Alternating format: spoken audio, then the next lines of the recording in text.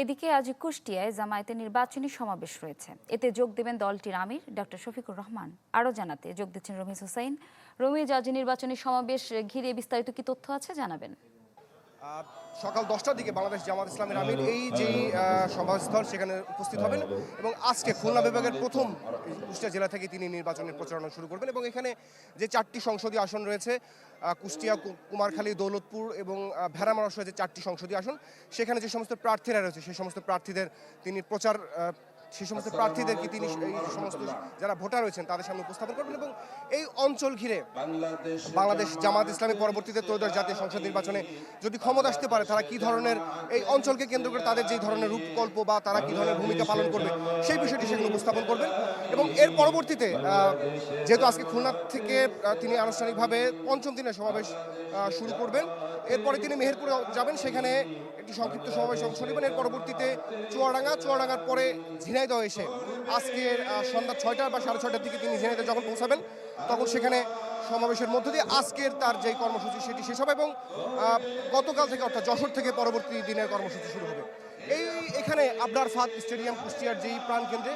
সেখানে এখন পর্যন্ত সাধারণ যারা স্থানীয় নেতাকর্মীরা রয়েছেন এবং এই অঞ্চলে যে 4জন সংসদ সদস্য প্রার্থী রয়েছেন তারা বক্তব্য রেখেছেন এবং তারা বক্তব্যে এই অঞ্চল ঘিরে বিশেষ করে কুষ্টিয়া যে চিনি কলটি রয়েছে সেটি দীর্ঘদিন ধরে বন্ধ রয়েছে এবং এছাড়া আশেপাশে যে সমস্ত বেশ কয়েকটি সরকারি প্রতিষ্ঠান, শিল্প কলকারখানা রয়েছে যেগুলো বন্ধ রয়েছে, এই সমস্ত কলকারখানাগুলো বন্ধ সহ এই অঞ্চলের যে সমস্ত বেকার যুবক রয়েছে তাদের জন্য বাংলাদেশ জামাত ইসলামী কী ধরনের